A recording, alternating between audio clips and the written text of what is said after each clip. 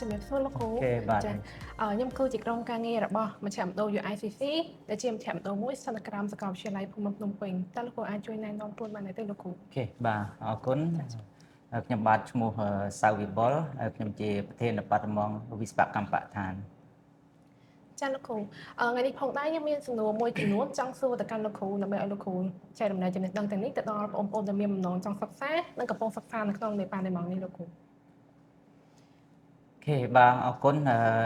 ដបដិមងវិស្វកម្មបឋានយើងជាដបដិមងថ្មីហើយយើងបានការគ្រប់គ្រងថវិកាពីខាងរដ្ឋាភិបាលកូរ៉េតាមរយៈយើងហៅថាកយកានៅយើងបង្កើតដបដិមងនេះនៅក្នុងឆ្នាំ2022នេះទេអញ្ចឹងមកដល់ពេលនេះយើងបើក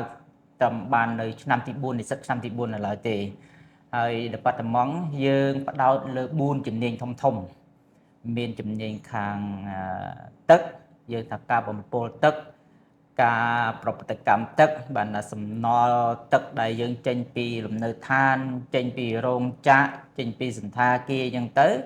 មុននឹងប្រហូរទៅទន្លេយើងត្រូវតែច្រោះវាសិនសម្អាតវាសិនប្រព្រឹត្តកម្មវាសិនមុននឹងប្រហូរទៅទន្លេកុំឲ្យជីវាប៉ះពាល់ដល់បរិស្ថានទន្លេអញ្ចឹងយើងផ្ដោតលើវិស័យទឹកអញ្ចឹងមួយទៀតយើងផ្ដោតទៅលើខាងគុណភាពខ្យល់អញ្ចឹង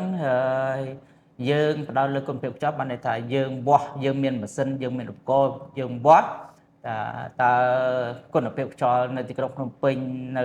តំបន់ផ្សេងទៀតតើគុណភាពខ្យល់វាយ៉ាងម៉េចហើយក៏យើងអាចរៀនពីការព្យាករណ៍វាដែរតើទៅថ្ងៃខាងមុខហ្នឹងគុណភាពខ្យល់វាទៅយ៉ាងម៉េចហើយយើងរកវិធានការទប់ស្កាត់រកវិធានការគ្រប់គ្រងដោះស្រាយរឿងបញ្ហាគុណភាពខ្យល់ហ្នឹងបាទនេះយើងផ្ដោតលើខ្យល់ហើយមួយទៀតយើងផ្ដោតទៅលើខាងដីអញ្ចឹងដីយើងមានការអំពុលពីការប្រើប្រាស់ថ្នាំកសិកម្មឬក៏រោងចក្រនឹងប្រហូរកាកសំណល់ទៅវាប៉ះពាល់ដល់គុណភាពដីអញ្ចឹងយើងជាអ្នកវិស្វកម្មបឋានតែយើងគួរដោះស្រាយវាយ៉ាងម៉េចណាដើម្បីកែប្រែគុណភាពដីឲ្យវាមានសុខភាពឡើងវិញមានគុណភាពល្អឡើងវិញនេះគឺផ្ដោតលើដី